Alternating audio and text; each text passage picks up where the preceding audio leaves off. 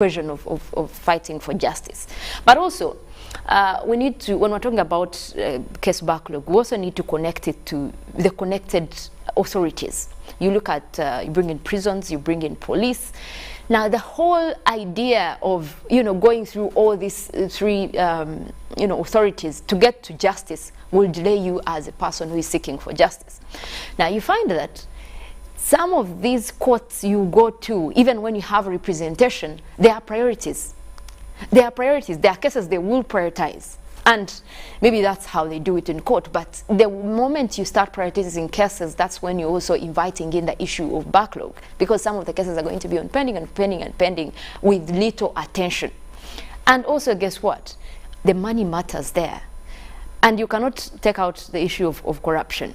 Now, people with money will have their cases seen to justice. How does that happen? Which means we will have judges that can tend to these cases. If they can't tend to, cases that have, have better representation, have all the money, they can actually be tended to, even the cases that, they are putting on pending. So I think the issue here is not whether we should be considering this, adding more money, or government considering the expenditure that is doing on making sure that justice is served. I think it is a matter of priority. Once we make sure that the courts are given what they need to expedite some of these cases, we have the judges in courts, we have lawyers on that.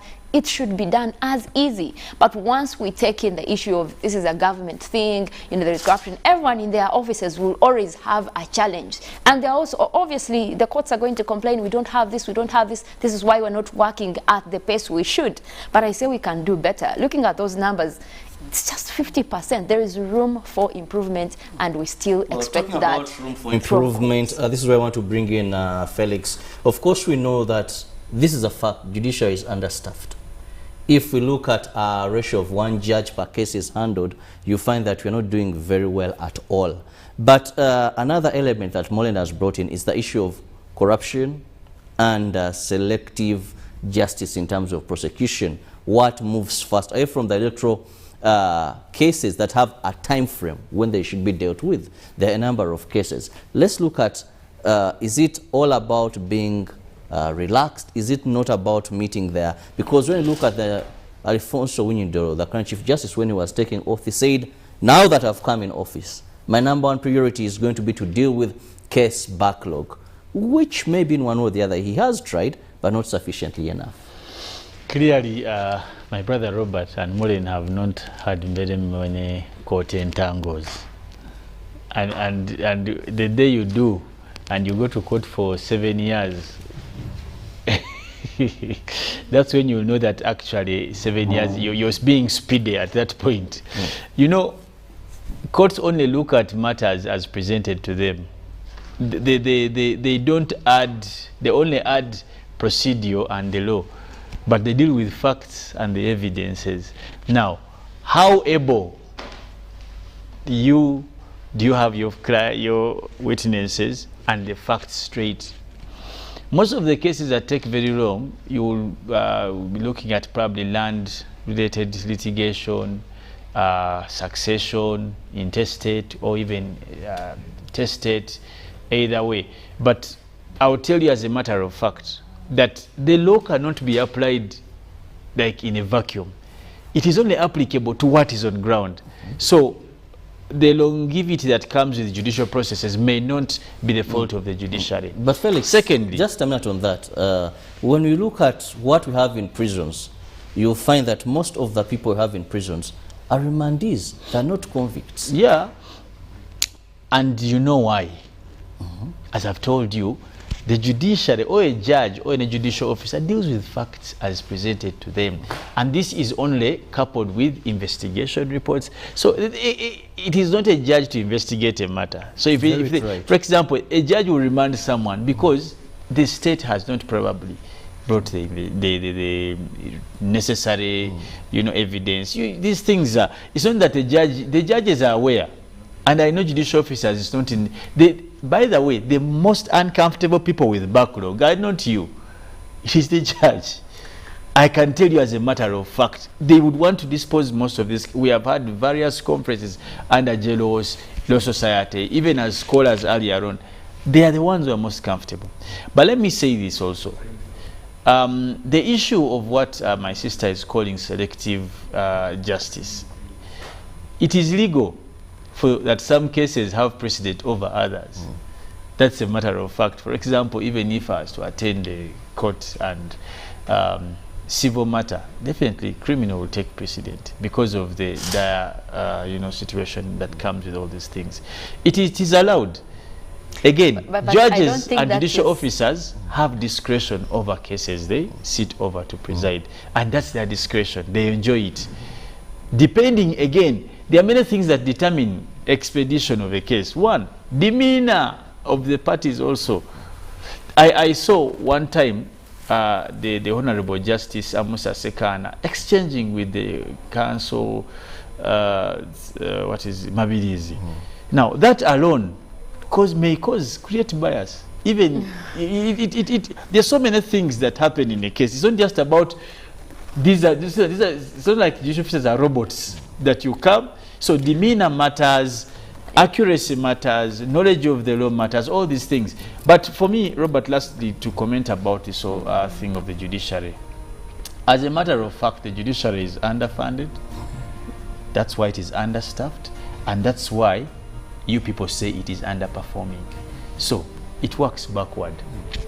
Fund it well, staff it well, let it perform well. Simple. But also we need to understand that the fact that this has been the way it is done, it doesn't make it right. It has never been well funded then. No, when you mention that some of the cases have been there for 7 years and you could be in court for 7 years, I am telling you, either way, it doesn't make it right. Because when we have the right processes, and like you also mentioned, we have the funding, what is stopping these cases from being addressed in time?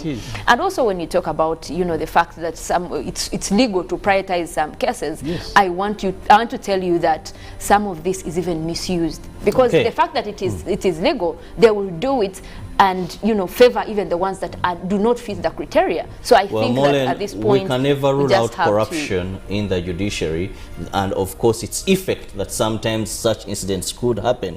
But for me, I think that's exaggerated, Robert, when you say you can never rule out corruption. Because it is really exaggerated. Because Felix, much as we may be very passionate about the judiciary, speaking and being practical, we know what happens behind the scenes. Yeah. Many of us have had cases in court. That's not, and I think it is exaggerated when you say you can't rule out the way things should be done, but you find because of these lacunas here and there, certain things happen. For me, it's my humble appeal that we need to have a connection between judiciary and the investigative officers. I've been in court many times, and the investigative officer, or the person carrying out investigation, is almost advised by the judge. But what is this? So we waste a lot of time. Can they work in tandem to ensure we expedite these cases so that the investigating officer can know what is needed, what is wanted, and there is this checking back and forth for us to expedite the cases, because justice delayed is justice denied. Let's empower judiciary financially with the human resource needed, and then we set targets for them to achieve, and we shall have a smooth run through for justice in this country. When we return, we'll be taking you through the print media. Keep it with us.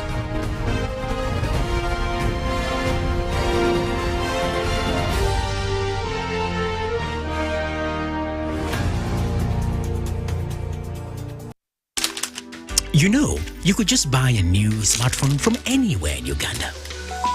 Dial *175 *94 hash to activate their 100% double data bonus offer on weekly or monthly bundles for 3 months. Better yet, you automatically receive free 1 GB valid for 30 days. You are hooked already, aren't you? Enjoy 100% double data bonus from Airtel. Buy a smartphone from anywhere in Uganda and insert an Airtel SIM card. Dial *175 *94 hash to activate a 100% data bonus offer on weekly or monthly bundles, valid for 3 months. Dial *175 hash and select your preferred bundle to activate a 100% data bonus offer on weekly or monthly bundles, valid for 3 months. Airtel, the smartphone network. The auction of 2022 is here. Kubeila easy. To bid on any of our selected items, a Bajaj Boda, brand new laptop, a smartphone, fridge, flat screen, or school fees worth 1 million shillings. You need to load airtime, then dial star 210 star 3 hash. Choose an item and pay a bidding fee of 10,000 shillings via mobile money. It's 10K. After successfully registering, you start bidding on your item of choice immediately. Dial star 210 star 3 hash again, pick item you registered for, then insert your bid amount. Your bid amount is not deducted from your mobile money. We only sell to the highest bidder. The highest bidder will be called live on UBC TV on February 10th, 2022, and you will come with the money you inserted as your bid, pay it in cash, and walk away with your brand new item. Highest bids for the day on various items can be seen by dialing star 210 star 3 hash. For more information, 0780 103 333. Baila is in the auction house. Terms and conditions apply. Enjoy convenience today with Airtel Money School Pay, FlexiPay, or Bridge Schools. To pay school fees using FlexiPay, dial star 185 hash. Select option 6 school fees. Select option 3 FlexiPay. Enter the school code. Enter the student number. Enter the amount. Enter the PIN number to complete payment. Pay school fees conveniently using Airtel Money. Airtel Money. Instant, secure, borderless. Live from Now Avenue in UBC Studios. This is Good Morning Uganda.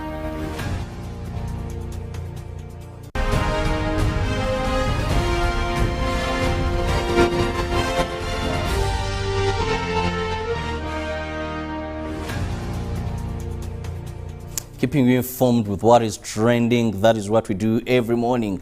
We shape the daily's conversation and of course ensure that you are a well-versed person to fit in any discussion that may happen as the day moves on. So today it is this time when we look at some of the stories in the dailies. I have the New Vision and NUP crisis deepens over cash.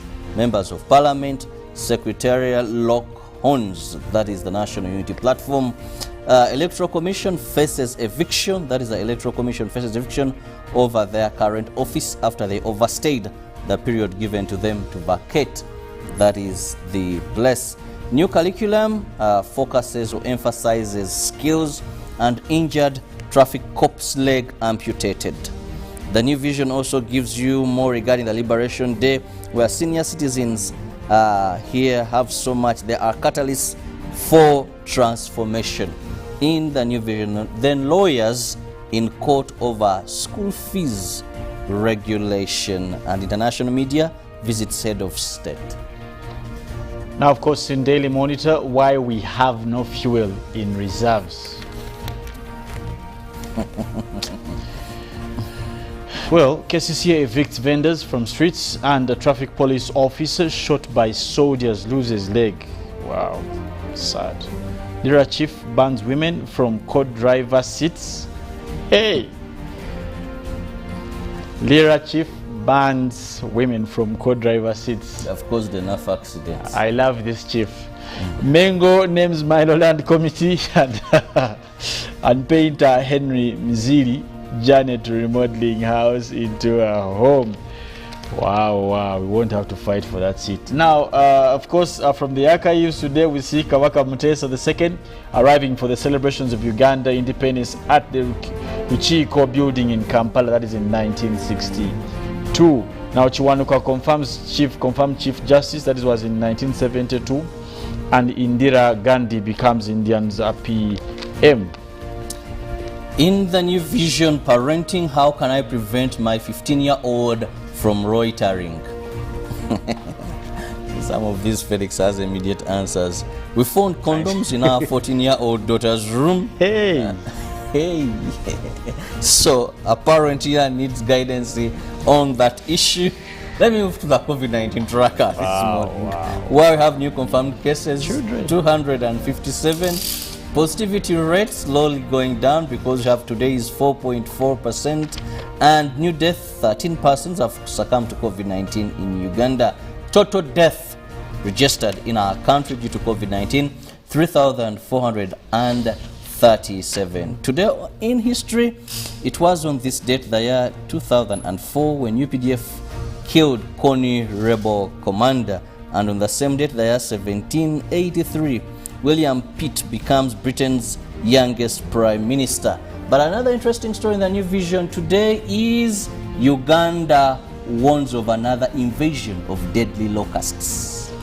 Well, of course, also in sports now, Bulls opponent hide away Minnows test Wachiso, and Elephant's Eye revenge. That is, of course, in AFCON. Now, Hockey African Cup of Nations, golfing class, Zimbabwe turned on the morning heat to beat Uganda 5-0 in the Women's African Cup of Nations there in Theodosia Odo Stadium.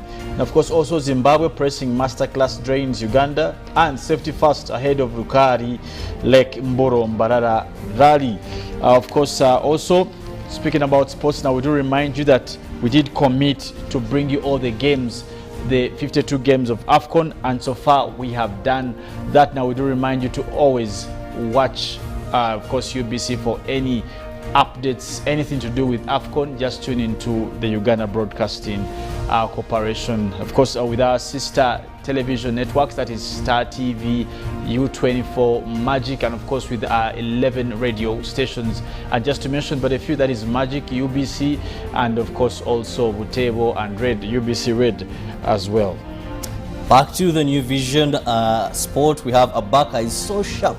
That is a story there. And of course they give you more regarding the Africa Cup of Nations qualifiers and how the table is standing, and the games to be played when, that is today. So much, the New Vision focuses more on the Africa Cup of Nations there in the world of sports. And of course, also in the Daily Nation, now Uhuru lawmakers given 7 days to respond. Uhuru cracks the whip again, of course, on the August House there. Now he does put them up to task. But also, what does this say about the election that is forthcoming? Do we expect a change or another downfall? Now, BBI fights back as Supreme Court hearing starts today. But more of those of the stories you will be able to get when you get yourself copies of the Black and White. But of course, as we head to the roads with Philo, Philo, you won't be sitting in a co-driver's seat anymore. I guess you belong in the back seat. I don't know what's your opinion or what's your thought about that.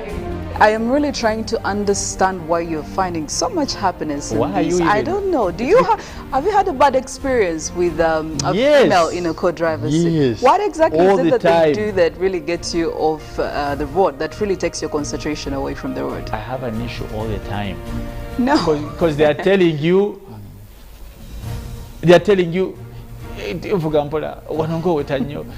then they see a dress, then they see a tomato. I don't think this is really I'm fair. moving to Lira. The chief is Lira. I'm moving to Lira.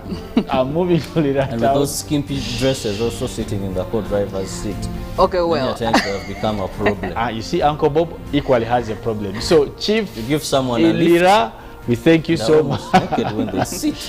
So, our beautiful ladies will be heading in the back seat. To you, Philo. Well, I really don't understand why this. Okay, well, I totally agree. There are times when people can really be destructive, and it does not necessarily mean that it's the female gender. Anybody can actually be very destructive. But also, you as a driver, you need to put your concentration straight on the road because anything can happen. Well, away from that, we will definitely have an uproar, especially from the female community concerning this. Now, this morning, the traffic, I think it's very important and very imperative for you to actually know what's happening on the roads before you head into town. Now, like I told you yesterday, we want to be a little bit more careful, and also considering that fuel prices are up there, we're trying to find ways how we can minimize the little fuel we have. So just to start off, if you're heading into town and you actually want to know which roads could be ideal for you to use, if you're coming from Yusuf Lule Road trying to join Ginger Road, it's very okay for you because the traffic is actually starting to build, but again, you can try to find a way of sailing through it. Now, like I already said, there are very many alternatives. Very many people definitely would opt to use the main road, which is Jinja Road to Kampala Road to get into the city center. But do not forget that there are other shortcuts you could actually use that will probably help you to cut some time that you would probably use to get into the city, but also to manage your time appropriately. Now, if you're using Yusuf Lule Road, you could have an option of branching off and using the Nile Avenue to get yourself into the city center. But you could also as well continue on the Yusuf Lule Road to Access Road to find yourself connecting to Jinja Road, which is actually shifting. The traffic is not yet heavy. I think it's in the outskirts. People are trying to secure their spaces on the road. And if you decide to branch off and use Nile Avenue, be very certain to use it and without any distractions. And it is also shifting. You'll find yourself getting through to the Speak Road. You could connect right from the Independence Monument and you branch off from Speak Road, and you will find yourself joining Kampala Road once again. And also there is an option of using Parliamentary Avenue, which is also shifting, so you have nothing to really worry about. And if you are deciding to leave the city center still using Kampala Road, you still have nothing to worry about, considering that very many people are trying to find their way into the city. It really makes a whole lot of sense that very few people are leaving the city center and heading to the outskirts of town. So if you're leaving the city center, well, it is a very free pathway for you, and still you have nothing to lose or nothing even to worry about. You could actually opt to use Kampala Road, the main one, or you could decide to still use the shortcuts. You have Parliamentary Avenue, you have Nile Avenue to find yourself onto Jinja Road and connecting to where you are going. But again, if you are going to use the lower side of Kampala Road, and you have an option of actually using Station Road. Station Road has been used for a while, and I realized that very many people actually are a bit skeptical about this road, but it's actually usable, and the traffic is always flowing there. You could use it, and it will connect you to Jinja Road, and eventually you'll find yourself connecting to Kampala Road as well. So like I always say, do not stick to the main road, because sometimes everybody is flooding the main road and they're trying to use it, which is Kampala Road, and it won't be a very good story you have to tell. You find yourself leaving home slightly earlier thinking you will beat the time to get your workplace, and it doesn't happen the way you are planning. And away from that, if you opt to use a Buganda Road, which is a one-way, it's actually okay because it's a little bit free, so you don't have anything to worry about. The traffic is shifting, you can sail through, so it's a good option for you if you're leaving town. Well, that's it from our traffic updates. I will leave you and hand you over to Mollen, who I'm pretty sure has some interesting climate information that she would definitely want to pass on to you. Mollen? Well, thank you very much, Philo. Now, I'm afraid I'm not starting off with interesting news, but rather at least relief from what we have been seeing across Tonga. Now, we've had the first images coming in from Tonga. You have to remember that ever since the volcanic eruption happened over Tonga, and that is southeast of Fiji, there hasn't been any images coming through from the area due to the volcanic ash that was there. There's been no communication over the area.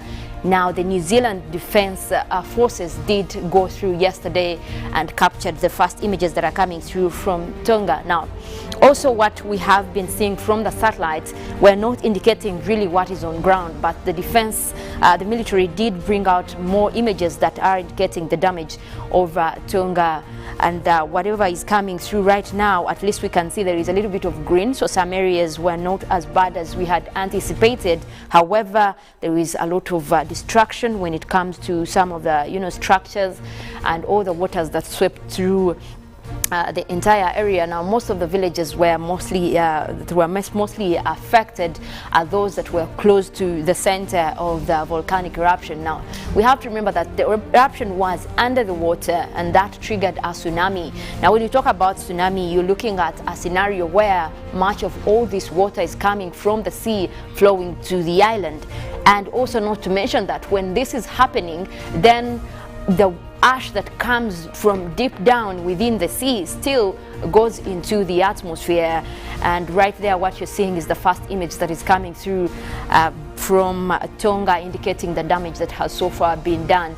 Now, at least the good news is that it doesn't appear that bad. The images that did come through from the satellites were indicating completely nothing covered in some of those areas. But at least you can see there is damage. Most of the trees are damaged, the structures, but at least it is still a habitable place, and that is some relief coming through. Also, more of the images that are coming through still covered in ash, but at least you can see some of the areas did survive. We have trees standing, we have some of the structures that are standing, and that is only to assess how the aerial view is looking like. However, we don't have reports on ground concerning any death or the fact that we have some of the people that are not yet accounted for. Now, more of that information will be coming through as the defense is trying to get through to the area to assess the damage. Now, so far still the communication has not been recovered over the area, and they have not been able to communicate without the places outside Tonga, and that is where we are now counting on the New Zealand defense to also come in and give more of that information. But the first thing they sent through was the images, the aerial images from the aircrafts they were using to survey the place. But sooner or later we do expect to have more information when it comes to accountability of people in the area and how much the destruction has how much of a destruction has been over that area. But well, it's not only sad news, we do have good news coming in from nature. And one of my most loved animals in the world, the giraffes.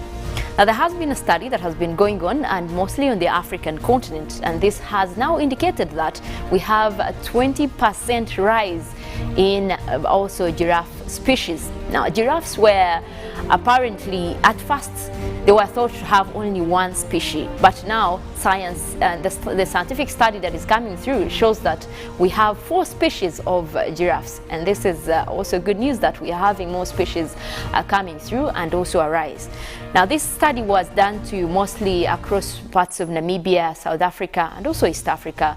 Also, some of the species in Uganda were accounted for, and by now, from the report from 2021, we're indicating that we have 20% rise. And in a world where we are worrying about the climate changes, we're worrying about most of the species going extinct, to say that there is a rise in this kind of species, it is actually good news. And much of that has been the credit has been given to the conservation department. There has been a lot of conservation when it comes to wild animals, and the call was there 5 years ago, even when we started on the Paris Agreement that was in France, when we were talking about how we can also conserve nature while we're talking about climate change and all the agreements that were made in Paris 2015. Much of that was also going into conservation. Now, it's good news to hear that all that effort has yielded when you look at more of these species. Now, there are still endangered species when it comes to wildlife, but at least this is a good news coming through and a good example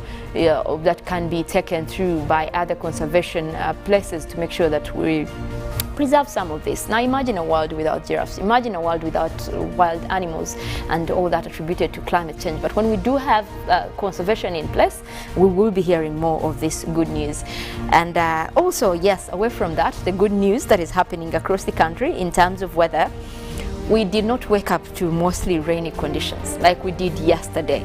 So at least that is good news, but not settling for everyone across Uganda. Now, some areas did start off with a little bit of rains, and that is mostly over the islands of Lake Victoria. We did have that rainy system, and it is actually still there. The satellite is tapping into real-time data of what is happening right now across Uganda, where you see the deep green-blue colors. That is where we have the rainy systems and some of the rains that are coming through. We do have at least southwestern Uganda and mostly the Kabale Highlands there across Kabale, Chisoro. That area is already having those cloudy systems.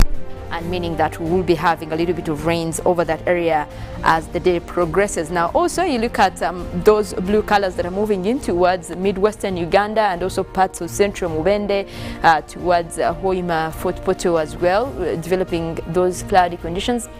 And that is most likely to bring us rainy conditions. But also you look at the western part of Lake Victoria, where we have Masaka there, we have Rengo also to the southern side of that area, looking at rainy conditions for this morning. Now, not to be comfortable, we do have this system that is moving in. It is still over Lake Victoria, but looks like it is moving, propagating westwards. If you look at the trend, this could actually be bringing us rains even here across parts of central Uganda. So not to be comfortable with what is happening right now, which is mostly cloudy weather. If you look at the entire country, we're having mostly those white colors indicating cloudy weather, and that also means that the temperatures are still down. It's still a cold morning across most areas, and a lot of that has to do with the cloud cover that is still over the country. However, there has been a reduction in wet weather activities, especially across the northern parts of the country. So for much of today, we might see rainy conditions just along the southern sector. So northern Uganda,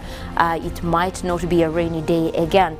Now, we also want to take you through the forecast that has been given out for this morning, and that is coming in from the Uganda National Meteorological Authority on what areas are likely to experience some of these rains. Now, we start off with the central part of Lake Victoria. That is where we have Mukono, Kampala, Entebbe and Wakiso, still forecasted to have some of those rains. The clouds are already moving in. We're likely to start off with a cool 25 degrees centigrade. So yes, you still have that cold morning, and that could go into the afternoon as well. Looking at the central part of northern Uganda, we do have Gulu, Kitgum, Padel, and Azumani. We're forecasting sunny intervals. We will have temperatures rising up to 27 for this morning, and we could also see more sunny conditions later in the afternoon across that area. Now we move on to the eastern part of central, where we have Ruwero, Nakasongola, Woblenzi, we have Rudi, Nakaseke. We are forecasting also isolated rain starting off at a cool 25 degrees centigrade, and we could also be looking at those systems even later in the afternoon. Now, eastern Uganda, we have Soroti, Katakwi, Amuria, and Kumi, also starting off with a mix of clouds and sunshine. We do expect more sunshine later in the afternoon as well, but for now we're starting off with a warm 27. We could be looking at more temperatures rising later as the day progresses. Now, the eastern part of Lake Victoria, we have Tororo, Busia, Iganga, and Jinja. We're forecasting light rains again for that area, starting off with a pleasant 26 degrees centigrade, but we look at that system, it could be clearing later as the day progresses. Now we also look at Mount Elgon Highlands, where we have Mbale, Bududa, Boko and Sirongo. We are forecasting isolated rains, and also starting off with a cool 25 degrees centigrade. We could also be looking at more of those rains even later as we head into the afternoon. Now, southwestern Uganda, we have Mbarara, Ibanda, Mushenyi and Rubirizi. We are forecasting rains again. Now, it has been raining also over that area for the last couple of days. Now, today morning is also likely the same. Now, look at the temperatures there, 25 as well. So it's still going to be a cold morning across that area, and much of that might move into the afternoon. So do expect those rains again across southwestern Uganda even later in the afternoon. And looking at what we even have right now in terms of satellite cover, you do have those rains that are coming your way. There are still clouds developing towards southwestern Uganda, and we could be looking at more of those bringing rainy conditions across the area, and that is most likely also to continue into the evening.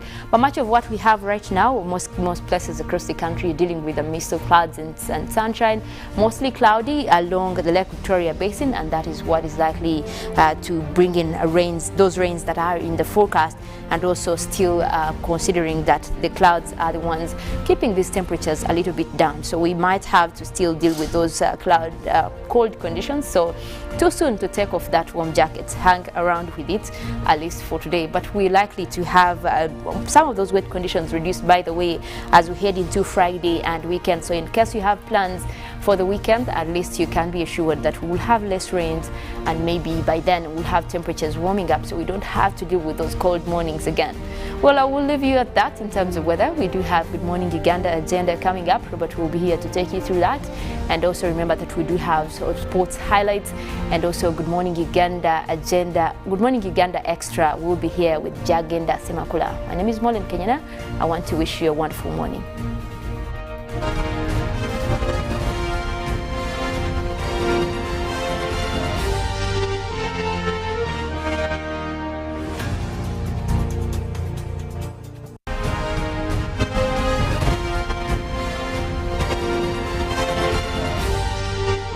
This is Good Morning Uganda.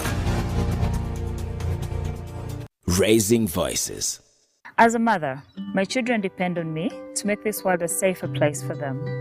I'm not afraid to act when I see violence in the home and in my community. I promise to talk to my neighbors and friends about how we can nurture and protect the children. In this time of COVID, what is your promise to the children of Uganda? Because a violence-free childhood is everyone's right. Raising voices. Pay school fees conveniently using MTN Momo. Dial *165 *80 hash. Enter the student code provided by the school. It will show you the student name and the class plus outstanding balance. Enter the amount you want to pay. Enter PIN. You will get a notification confirming payment. It's simple, secure, and convenient. Everywhere you go, MTN.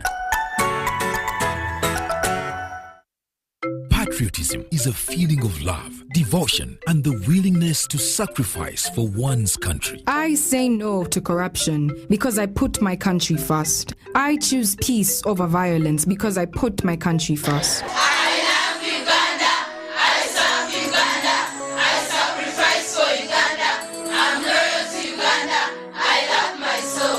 Patriotic, Uganda first. This message is brought to you by the National Secretariat for Patriotism Co-Uganda, Office of the President. It's no secret that ICT makes learning easy. The strides made in our field couldn't be possible without it.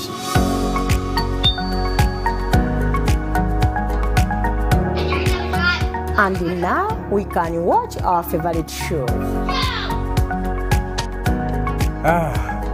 My radio is my best friend. UCC provides an enabling regulatory environment and policy guidance for healthy competition. We also facilitate ease of doing business in the communications sector through licensing, standardization, spectrum management, tariff regulation, rural communication development, and consumer empowerment. An informed consumer is an empowered consumer. UCC supports local content and innovations. Driving the development of a robust communication sector in Uganda is Uganda Communications Commission. Sasula era kulanga okozesa Airtel Money owangula obutitimbe bw'ensimbi tutedewe bilioni mune kitundu yakwewangulira buli okozesa Airtel Money. Sebali kwa Patrick ndi agent wa Airtel Money era nawangude milioni 2 era ndi musanyufu nnyo ndi awo nga nyiga sitachi 18 hasi Joko bokuza Airtel Money joko bokuyola kafuwa sirinji Airtel Money ya buliwo yesigika teri konsalo. Mohamed Salah, Naby Keita, Kalidou Koulibaly, Sadio Mane, Pierre-Emerick Aubameyang. When you hear these names, you may think you're probably watching the English Premier League or UEFA Champions League, but it's none of those. It's the 2021 Total Energies Africa Cup of Nations from 9th January to February 6th, 2022. All these global elite football stars will be in Cameroon to grace the continent's most prestigious sporting event. 52 games, 24 countries, 1 continent, 1 trophy, 1 station, live, free and exclusive to your public broadcaster. UBC, inspiring Uganda. The auction of 2022 is here. Kubeila easy. To bid on any of our selected items, a Bajaj Boda, brand new laptop, a smartphone, fridge, flat screen, or school fees worth 1 million shillings. You need to load airtime, then dial star 210 star 3 hash. Choose an item and pay a bidding fee of 10,000 shillings via mobile money. It's 10K. After successfully registering, you start bidding on your item of choice immediately. Dial star 210 star 3 hash again. Pick item you registered for, then insert your bid amount. Your bid amount is not deducted from your mobile money. We only sell to the highest bidder. The highest bidder will be called live on UBC TV on February 10th, 2022, and you will come with the money you inserted as your bid, pay it in cash, and walk away with your brand new item. Highest bids for the day on various items can be seen by dialing star 210 star 3 hash. For more information, 0780 103 333. Baila is in the auction house. Terms and conditions apply. The thing goes clink, clink, clink. Woo.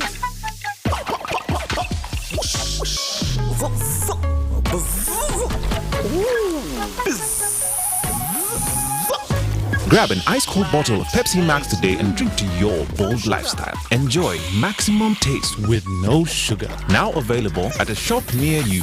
Maximum taste, no sugar. Mohamed Salah, Naby Keita, Kalidou Koulibaly, Sadio Mane, Pierre-Emerick Aubameyang. When you hear these names, you may think you're probably watching the English Premier League or UEFA Champions League, but it's none of those. It's the 2021 Total Energies Africa Cup of Nations from 9th January to February 6th, 2022. All these global elite football stars will be in Cameroon to grace the continent's most prestigious sporting event. 52 games, 24 countries, 1 continent, 1 trophy, 1 station, live, free and exclusive to your public broadcaster. UBC, inspiring Uganda.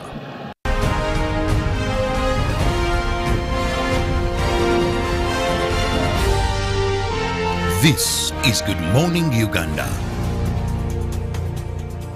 Mohamed Salah, Naby Keita, Kalidou Koulibaly, Sadio Mane, Pierre-Emerick Aubameyang. When you hear these names, you may think you're probably watching the English Premier League or UEFA Champions League, but it's none of those. It's the 2021 Total Energies Africa Cup of Nations from 9th January to February 6th, 2022. All these global elite football stars will be in Cameroon to grace the continent's most prestigious sporting event. 52 games, 24 countries, 1 continent, 1 trophy, 1 station, live, free and exclusive to your public broadcaster. UBC, inspiring Uganda. Raising voices. As a mother, my children depend on me to make this world a safer place for them. I'm not afraid to act when I see violence in the home and in my community. I promise to talk to my neighbors and friends about how we can nurture and protect the children. In this time of COVID, what is your promise to the children of Uganda? Because a violence-free childhood is everyone's right. Raising voices. Live from Now Avenue in UBC Studios. This is Good Morning Uganda.